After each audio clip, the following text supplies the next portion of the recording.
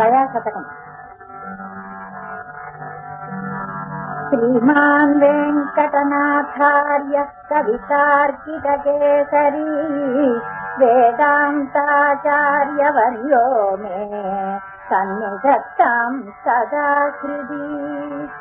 ప్రపద్యేతం గిరిం ప్రాయః శ్రీనివాసానుకంపయా ఇక్షుసారస్రవంత్యేవ యన్మూర్త్యా శర్కరాయితం. విగాసే తీర్థబహుళాం శీతలాం గురు సంతతిం శ్రీనివాసదయాంబోధి పరీవాస పరంపరాం. కృతినః కమలావాస కారుణ్యైకాంక్షిణో భజే దత్తే యత్సూక్తిరూపేణ త్రివేదీ సర్వయోగ్యతాం. పరాశరముఖాన్ వందే భగీరథనయే స్థితాం కమలాకాంతకారుణ్య గంగాప్లావితమద్విధాం. అశేష విఘ్నశమనం అనీకేశ్వరమాశ్రయే శ్రీమతః కరుణాంబోధౌ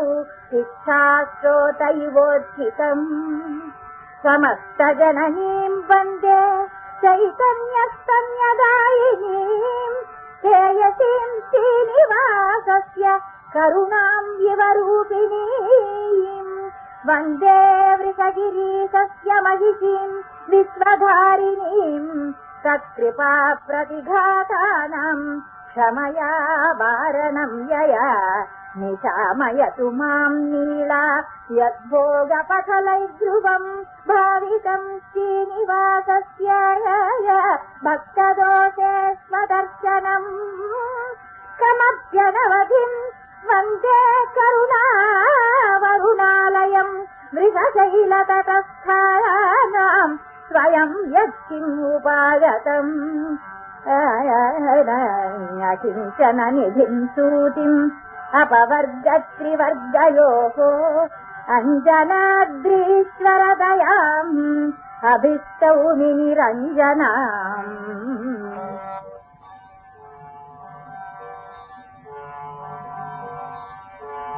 అనుచర శక్త్యాదిగుణాం అగ్రేసర బోధ విరచితాలోకం స్వాధీన వృషగిరీశాం స్వయం ప్రభూతాం ప్రమాణయామి దయాం. అపి నిఖిల లోక సుచరిత ముష్టిం భయదురిత మూర్ఛనాజుష్టం సంజీవయతు దయే మాం అంజనగిరినాథ రంజనీ భవతి. భగవతి దయే భవత్యా వృషగిరినాథే సమాప్లుతే తుంగే అప్రతిఘమజ్జనానాం హస్తాలంబో మరాగ సామృగ్య. కృపణజన కల్పలతికాం కృతాపరాధస్య నిష్క్రియాం ఆద్యాం వృషగిరినాథ దయే త్వాం విదంసి సంసారతారిణీం విబుధాయ. వృషగిరి గృహమేధి గుణాబోధ బలైశ్వర్య వీర్య శక్తి ముఖాః దోషా భవేయురేతే యది నామదయే త్వయా వినా భూతః. ఆసృష్టి సంతతానాం అపరాధానాం నిరోధినీం జగతః పద్మా సహాయ కరుణే ప్రతి సంచర కేళిమాచరసి. అతిద విశిష్టాన్ ప్రళయే జంతూన్ అవలోక్య జాత నిర్వేద కరణకళేబరయోగం వితరసి వృషశైలనాథ కరుణే త్వం. అనుగుణ దశార్పితేన శ్రీధర కరుణే సమాహిత స్నేహ శమయసి తమః ప్రజానాం శాస్త్రమయేన స్థిర ప్రదీపేన. రూఢా వృషాచలపతే పాదే ముఖకాంతి పత్రలచ్ఛాయ కరుణే సుఖయసి వినతాన్ కటాక్ష విటపైః కరాపచేయ ఫలైః. నయనే వృషాచలేందోః తారామైత్రీం దధానయా కరుణే దృష్టస్త్వయైవ జనిమాన్ అపవర్గం అకృష్టపత్యం అనుభవతి. समयोपनतैः तव प्रवाहैः अनुकम्पे कृत संप्लवाधरित्री शरणागत सस्यमालिनीयम् वृषशैलेश कृषीवलम् धिनोति कलशोधति संपदो भवत्याः करुणे सन्मति मन्थ संस्कृतायाः अमृतांशमवैमि दिव्यदेहम् मृत सञ्जीवनमञ्जनाचलेन्दोः जलधेरिव शीततादये त्वम् वृषशैलाधिपतेः स्वभावभूत प्रलयारभती नटीम् तदीक्षम् प्रसभम् ग्राहयसि प्रसक्तिलास्यम् प्रणतः प्रतिकूलमूलघाती प्रतिगः कोऽपि वृषाचलेश्वरस्य कलनेयमसापचायनीत्या करुणे किङ्करताम् तवोपयाति अबहिष्कृत निग्रहान् विदंसः कमलाकान्तगुणान् स्वतन्त्रतादीन् अविकल्पमनुग्रहम् दुहानाम् भवतीम् एव दये भजन्ति सन्तः कमलानिलयः त्वया दयालुः करुणे निष्करुणानिरूपणे त्वम् अत एव हि तावकास्थितानाम् दुरितानाम् भवति त्वदेव भीतिः अतिलङ्घित शासनेष्वभीक्ष्णम् वृषशैलाधिपतिर्विजृम्भितोष्मा पुनरेव दये क्षमानिदानैः भवतीम् आद्रियते भवत्यधीनैः करुणे दुरितेषु मामकेषु प्रतिकारान्तरदुर्जयेषु खिन्नः कवचायितया त्वयैव शार्ङ्गी विजयस्थानम् उपाश्रितो वृषाद्रिम् मयि तिष्ठति दुष्कृताम् प्रधाने नितदोषान्वितरान् विचिन्वति त्वम् अपराधगणैः अपूर्णकुक्षिः कमलाकान्तदये कथम् भवित्री अहमस्म्यपराधचक्रवर्ती करुणे त्वम् च गुणेषु सार्वभौमी विदुषी स्थितिमीदृशीम् स्वयम् माम् वृषशैलेश्वर पादसात्कुरु त्वम् अशिथिलकरणेऽस्मिन् अक्षतश्वासवृत्तौ वपुषि गमनयोग्ये वासमासादयेयम् वृषगिरिकटकेषु व्यञ्जयत्सु प्रतीतैः मधुमथनदये त्वम् वारिधाराविशेषैः अविदितनिजयोगक्षेममात्मानभिज्ञम्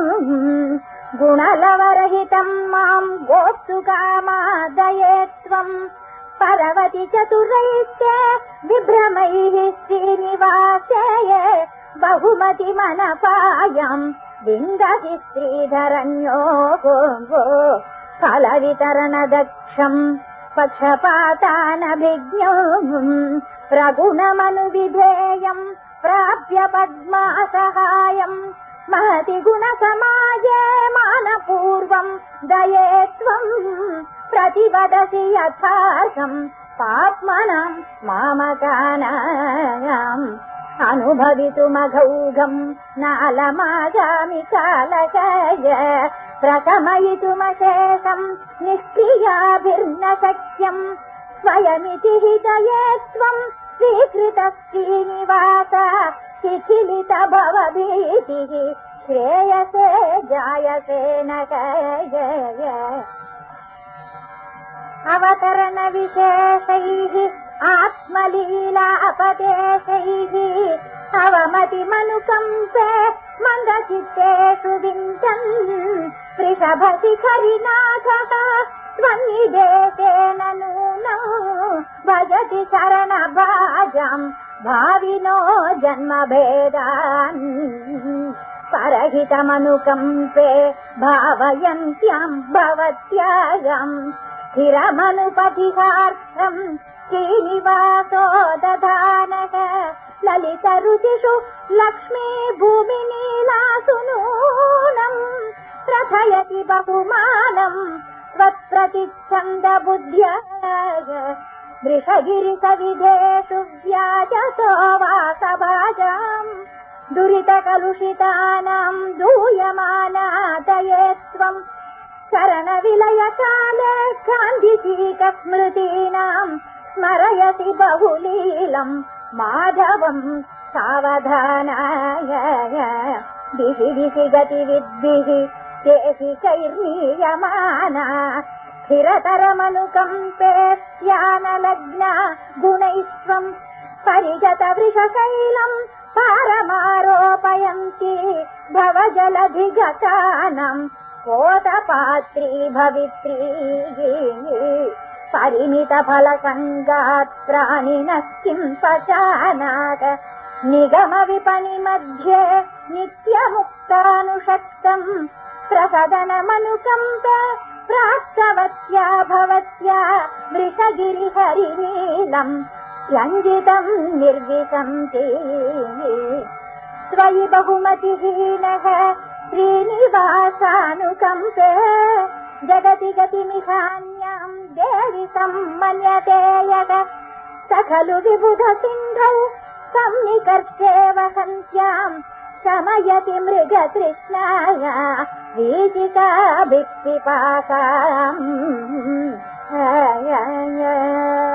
आज्ञाम् ख्यातिम् धनमनुचरानाधिराज्यादिकम् वा काले दृष्ट्वा कमलवसतेरप्यकिञ्चित्कराणि पद्माकान्तम् प्रणिहितवतीम् पालनेनन्यसाध्ये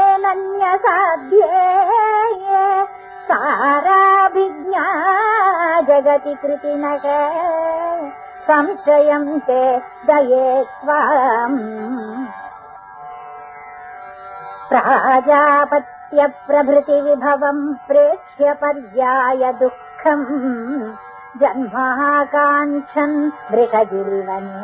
जग्मुषाम् तस्थुषाम् वा आशासानाः कतिचन विभोः त्वत्परिष्वङ्गजन्यैः अङ्गीकारम् क्षणमपि दये हार्दतुङ्गैरपाङ्गैः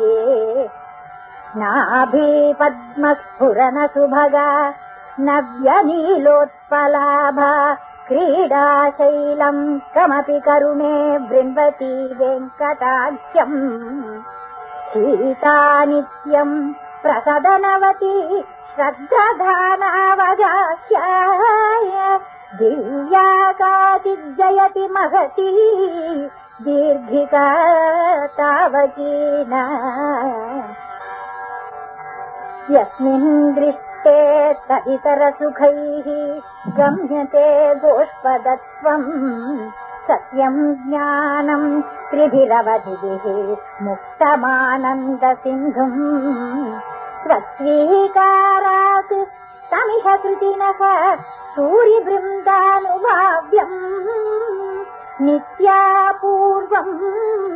निधिनिवदये निर्दिशन्त्यञ्जनाद्रौ सारम् लब्ध्वा कमपि महतः श्रीनिवासाम्बुराशेः काले काले घनरसवती कालिके वानुकम्पे व्यक्तोन्मेषा मृगपतिगिरौ विश्वमाप्याययन्ती शीलोपज्ञम् क्षरति भवती शीतलम् सद्गुणौघम् भीमे नित्यम् भवजलनिधौ मज्जताम् मानवानाम् आलम्बार्थम् वृषगिरिपतिः त्वन्निदेशात् प्रयुङ्क्ते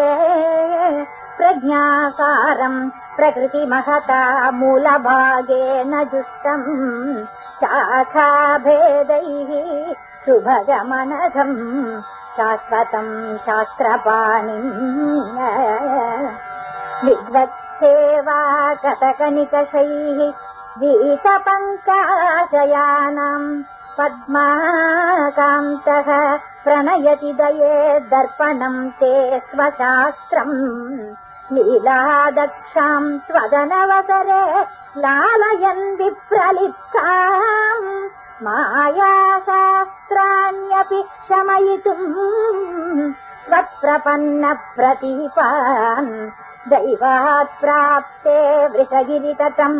देहिनि त्वन्निदानात् स्वामिन् पाहीत्यवचवचने विन्दति स्वापमंस्यम् देवश्रीमान् दिशति करुणे दृष्टिनित्यम् स्वदीयाम् उद्घातेन श्रुतिपरिषदाम् उत्तरेणाभिमुख्यम् श्रेयस्तूतिम् सकृदपि दये सम्मताम् यच्छतीम् चे सीतोदाराम् अलभत जनः श्रीनिवासस्य दृष्टिम् देवादीनाम् अयमनृणताम् देहवत्वेऽपि विन्दन् बन्धान्मुक्तो बलिभिरनघैः पूर्यते तत्प्रयुक्तैः दिव्यापाङ्गम् दिशसि करुणे येषु सद्देशिकात्मा क्षिप्रम् प्राप्ता वृषगिरिपतिम् क्षत्रबन्ध्वादयस्ते विश्वाचार्या विधि शिवमुखाः स्वाधिकारोपरुद्धाः मन्ये माता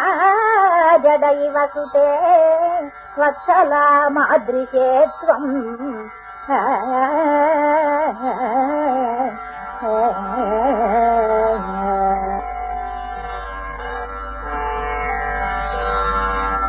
अतिकृपणोऽपि जन्तुरधिगम्य दये भवति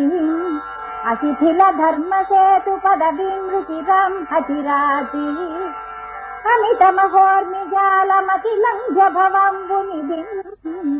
भवति वृषाचलेशपदपत्तन नित्यधनी अभिमुखभावसम्पदभिसम्भविनाम् भविनाम् क्वचिदुपलक्षिता क्वचिदभङ्गुरगूढगतिः विमलरसावहा वृषगिरीशदये भवति सपदि सरस्वतीव शमयत्यघमप्रतिघम् अपि करुणे जनस्य तरुणेन्दुविभूषणताम् अपि कमलासनत्वमपि धाम वृषाद्रिपतेः सरतमतावशेन तनुचेननुसेविततिः परहितवत्मना परिपचेलिमकेलिमती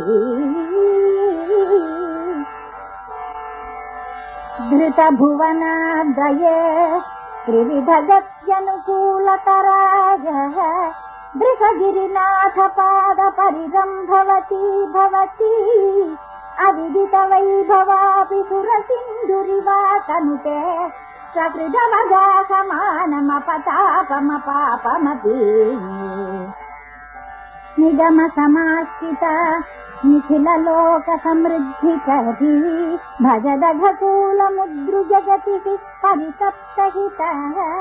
प्रकटितहंसमस्य कमचार्यवतारसता विबुधकरित्रियम् वृषगिरीशदये वहति जगति मितम् सचात्वदितरातु दये तरला फलनियमोज्झिता भवति सन्तपनाय पुनः स्वमिधनिरङ्कुश प्रशकनादिविभूतिमती वितरति देहिनाम् निरवधिम् वृषशैलनिधिम् सकरुणलौकिक प्रभु परिग्रह निग्रहयोः नियतिमुपाधिचक्र परिवृत्ति परम्परया वृषभमशीधरे सकरुणे वितरङ्गयताम् स्तुतिमित सम्पदि त्वयि कथम् भविता विषयः वृषगिरिकृष्णमेघ जनिताम् जनितापहराम् स्वदभिमतिं सुवृत्तिमुपजीव्य निवृत्तकृशः बहुषु जडाशयेषु बहुमानमपोष्यतय न जगति सत्पथं जगति चातकवत्कृतिनः स्वदुदयतूलिकाभिरमुना वृषशैलजुषा स्थिरतर शिल्पिनैव परिकल्पितचित्रधियः यतिपतियामुन प्रभृतयः प्रथयन्ति दये जगति हितं ननस्वयि भरण्यसनादधिकम् मृदुहृदये दये मृदितकामहिते महिते हृतविबुधे बुधेषु विततात्मधुरे मधुरे वृषगिरिसार्वभौमदयिते महिते महतीं बहुसनिधे निधेहि भवमूलहरं लहरीम्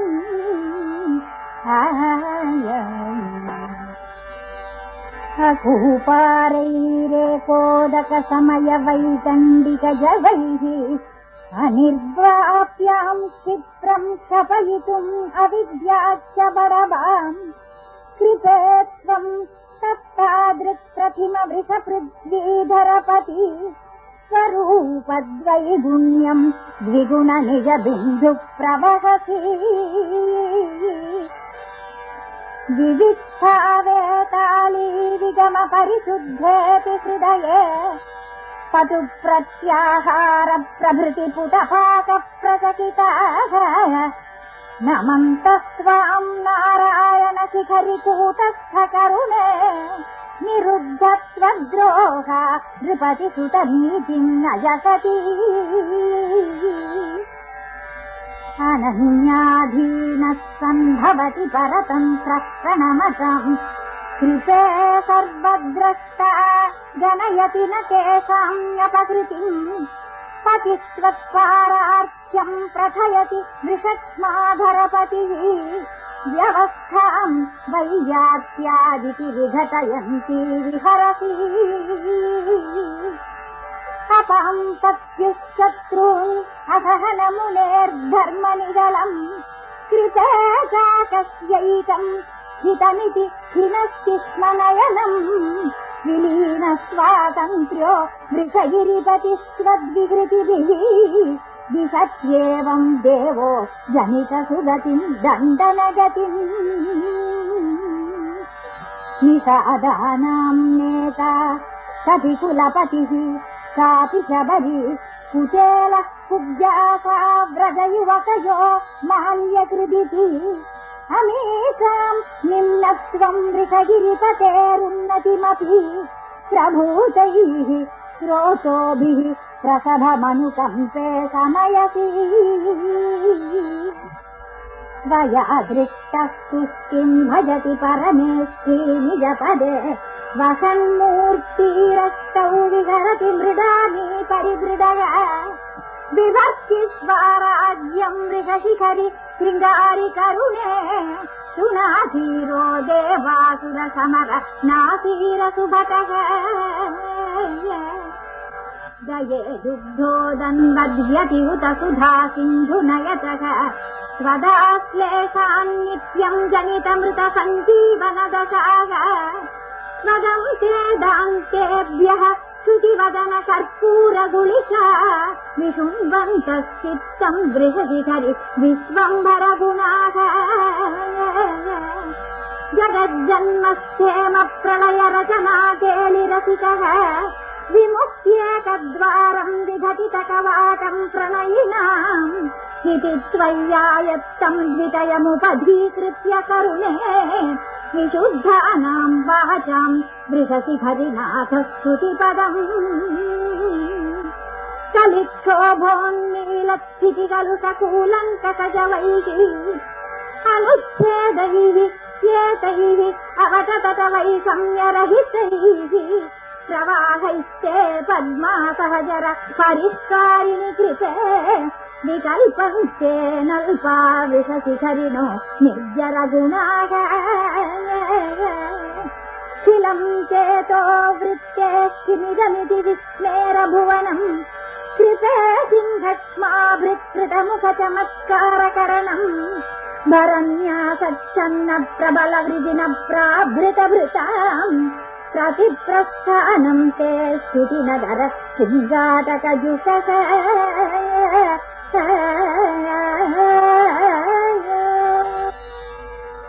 त्रिविधचिदचित्सप्तास्थेम प्रवृत्तिनियामितः वृषगिरिविभोरिच्छा सात्वम् परैरपरागता कृपणभरभृत्तिम् कुर्वाण प्रभूतगुणान्तरः वहति करुणे वैचक्षण्यम् मरीक्षणसाहसे वृषगिरिपतेर्हृद्या विश्वावतारसहायिनी शपितनिखिलावद्या देवी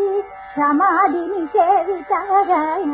भुवनजननी पुंसाम् भोगापवर्गविधायिनी वितमतिपदे व्यक्तिम् नित्याम् बिभर्ति दये स्वयम् स्वयमुदयिनः सिद्धादि आविष्कृताश्च शुभालयाः विविध विभवव्यूहावासाः परम् च पदम् विभोः वृषगिरिमुखेषु येतेषु नित्यावधिप्रतिलभ्यये दृढविनिहिता नित्ये निस्त्वम् दये निजपर्वभिः हितमिति जगद्दृश्या क्लुप्तैरक्लुप्तफलान्तरैः अमतिविहितैः अन्यैः धर्मायितैश्च यदृच्छया परिणत बहुच्छद्मा पद्मा सहाय दये स्वयम् प्रदिशति निजाभिप्रेतम् नः प्रशाम्यदपत्रपः अतिविधिशिवैरैश्वर्यात्मानुभूतिरसैर्जनानि अहृदयमिहोपत्सन्द्यैषामसञ्जदसाक्षिणी कृषितजनतातीर्थस्नानक्रमस्तपितैन साम् नितरहृदये गीतातङ्का वृषाद्रिपतेः पदम् वृषगिरिसुधा सिन्धौ जन्तुर्दये निहितः सया भवभयपरीतापच्छित्यै भजन्नघमर्शनम् मुषितकलुषो मुक्तेरग्रेसरैरभिपूर्यते स्वयमुपनतैः स्वात्मानन्दप्रभृत्यनुबन्धिभिः अनितरदिशाम् अन्तर्मूलेऽप्यपाय परिप्लवे कृतविदनघाविच्छिद्यैषाम् कृतेयमवश्यताम् प्रपवनफलप्रत्यादेशप्रसङ्गविवर्जितम् प्रतिविधिमुपादत्ते सार्थम् वृषाद्रिहितैषिणः क्षणविलयिनाम् शास्त्रार्थानाम् फलाय निवेशिते सुरपि त्रिगणे निर्देशात् प्रागपि प्रलयम् गते अधिगतवृषक्ष्मा बृन्नाथम् अकालवशम् वदाम् प्रतिभुवमिह व्याचक्षुस्वाम् कृपे निरुपप्लवाम् स्वदुपसदनात् अद्यस्वो वा महाप्रलयेऽपि वा वितरति निजम् पादाम्भोजम् वृषाचलशेखरः तदिह करुणे तत्तत्क्रीडा तरङ्गपरम्परा तरतमतया जुष्टायास्ते दुरत्ययताम् विदुः प्रणिहितधियाम् त्वत्सम्पृक्ते वृषाद्रिशिखामणौ प्रसृमरसुधाधाराकारा प्रसीदति भावना दृढनितिदये दत्तास्वादम् विमुक्तिवलाहकम् निभृतगरुतो निध्यायन्ति स्थिराशय चापकाः कृते विगतवेलया कृतसमग्रकोशैश्वर्यः कलिज्वलन दुर्गते जगति कालमेखायितम् वृषक्षितिधरादिषु क्षितिपदेषु सानुप्लवैः वृषात्रिपति विग्रहैः व्यपगताखिला वज्रशैः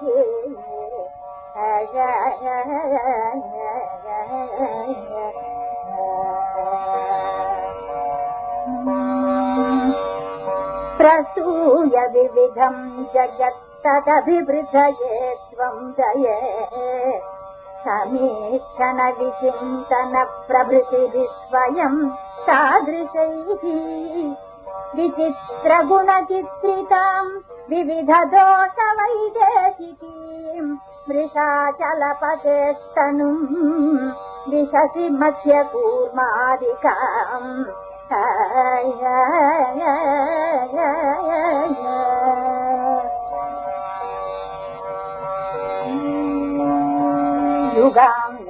युगान्तसमयोचितम् भजति योगनिद्रारथम् वृषक्षितिभृगीश्वरे विकरणक्रमा जाग्रती उदीर्ण चतुरर्णवी कदनवेदिनी मेदिनी समुद्धृतवती जये स्वदभियुक्तया संशया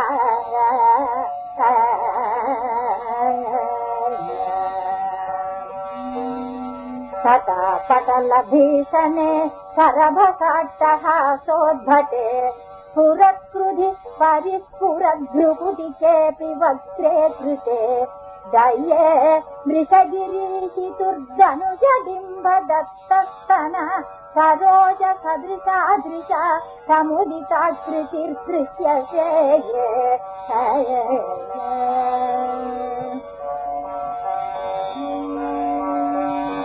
प्रसक्तमधुना विधिप्रणिहितैः सपद्योदकैः समस्तदुरितस्थिरा निगमगन्धिना त्वं दये अशेषमविशेषतः त्रिजगदञ्जनाद्रीशितुः चराचरमचीकरति चरणपङ्कजेनाङ्कितम्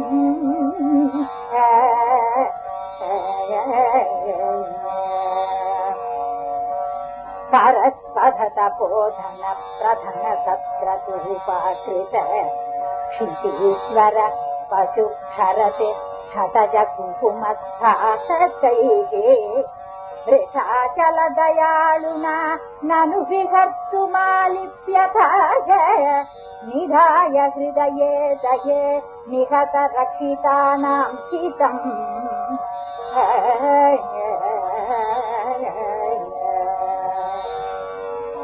कृपे कृतजगद्धिते कृपणजन्तु चिन्तामणे रमासकचरं क्षितौ प्रभुभिर्नयन्त्यात्वया व्यभज्यत सरित्पतिः सकृदवेक्षणात् तक्षणात् व्यभज्यत सरित्पतिः सकृदवेक्षणात् तक्षणात् प्रकृष्ट बहुपादक प्रशमकेतुना सेतुना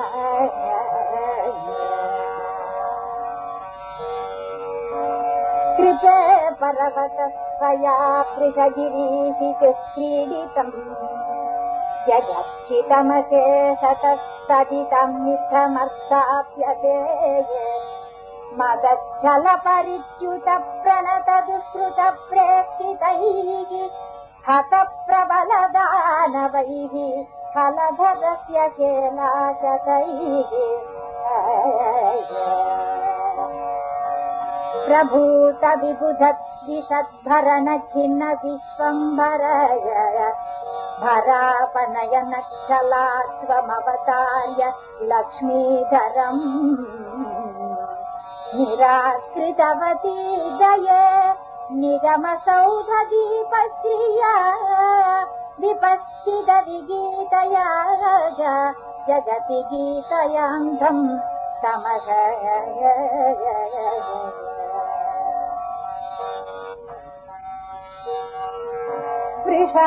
वृषाद्रिहयसारिणः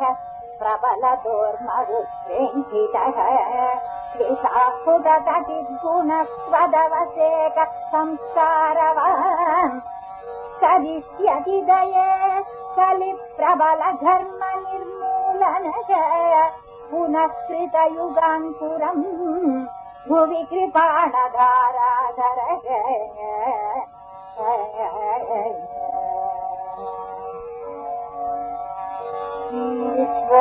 विश्वोपकारमिति नाम सदा दुःखानाम्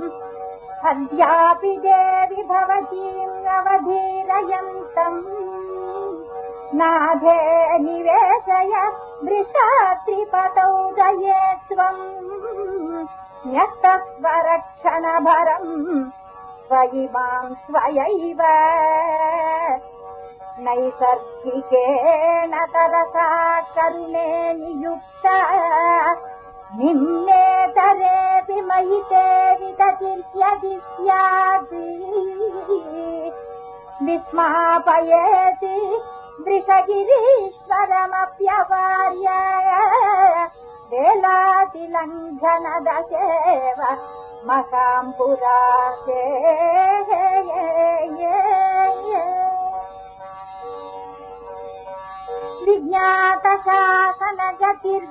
विज्ञातशासनगतिर्विपरीतवृत्या वृत्रादिभिः परिचिताम् पदवीम् भजामि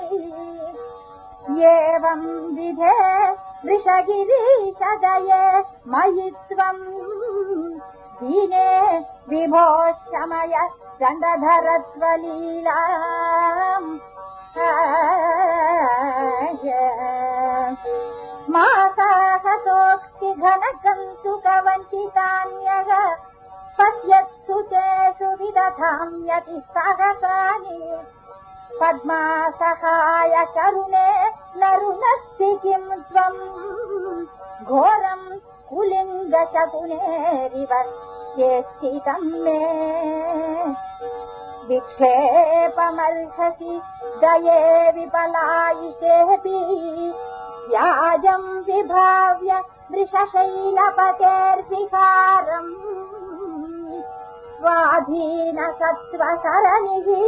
स्वयमस्त्र जन्तौ द्राधीयसि दृढतर गुणवादुरात्वम् सन्तन्यमानमपराधजनम् विचिन्त्य त्रस्यामि हन्त भवतीम् च विभावयामि अह्नाय मे वृषगिरीशदये जगीमाम् आशीविषग्रहणचेलिरिवाम् अवस्थाम् औत्सुक्यपूर्वमुपहृत्य महापराधान् मातः प्रसादयितुमिच्छति मे मनस्वाम् आलिस्यताम् निरवशेषमलब्धतृप्तिः ताम् यस्य हो वृषगिरीशधृता दये त्वम्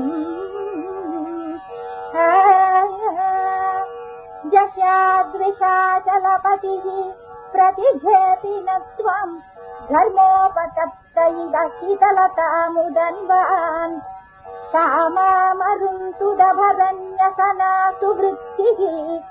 तद्वीक्षणैः स्पृशदये तव केलिपद्मैः दृष्टेऽपि दुर्बलधियम् दमनेऽपि दृप्तम् स्नात्वापि धूलिरसिकम् भजनेऽपि भीमम् भद्वागृहाण वृषशैलपतेर्दये माम् स्वद्वारणम् वयमनुग्रह शृङ्खलाभिः नातः परम् किमपि मे त्वयि नाथनीयम् मातर्दये मयि कुरुष्व तथा प्रसादम् बद्धादरो वृषगिरिप्रणयी यथासौ मुक्तानुभूतिनि सदास्यति मे मुकुन्दः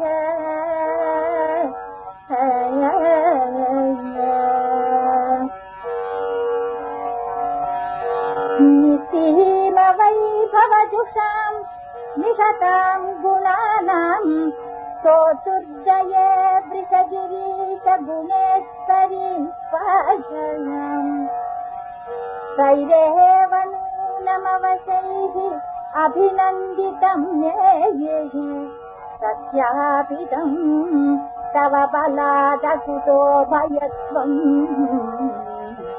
अद्यापि तद्वृषगिरीशदये भवत्याम् आरम्भमात्रमनिदं प्रथमस्तुतीनायम् सन्दत्ति तत्त्वपरनिर्वहना सखेधा मन्दस्य साहसमिदम् त्वयि वन्दिनो मे प्रयोदये त्वदनुभावमसाम्बुराशौ प्राचेतस प्रभृतयोऽपि परं ततः तत्रावतीर्णम् अतलस्पृशम् आप्लुतं मायम् पद्मापदेः प्रहसनोचितमातृहेताय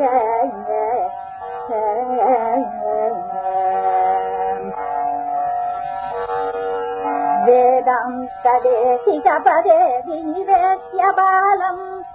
देवोदयाशतकमेतदवादयन्माम्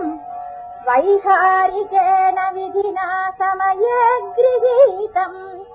वीणा विशेषमिव वेङ्कटशैलनाथः अनवधिमधिकृत्य श्रीनिवासानुकम्पम् अवितथ विषयत्वाद्विश्वमौरीरयन्ति विविध कुशलनीरी वेङ्कटेश प्रभूत सुधिरियमनवद्य शोभते सत्त्वभाजाम्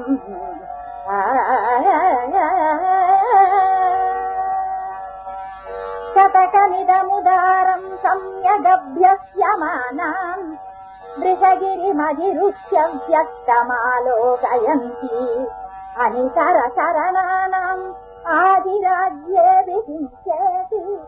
शमित विमदपक्ष शार्दधन्वानुकम्प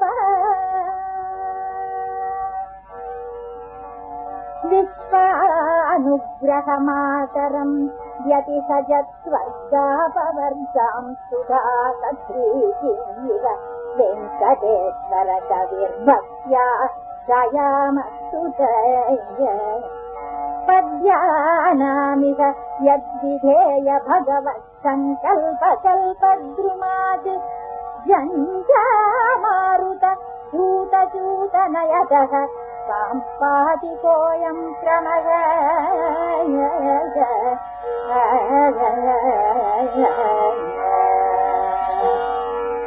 कामं सन्तुमितः कदम्बितगुणावद्यानि पद्यानि नः कस्यास्मिन् शतके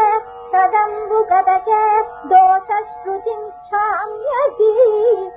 निष्प्रत्यूह वृषाद्रिनिर्झरझरत्कारच्छलेनोज्जलम् दीनालम्बन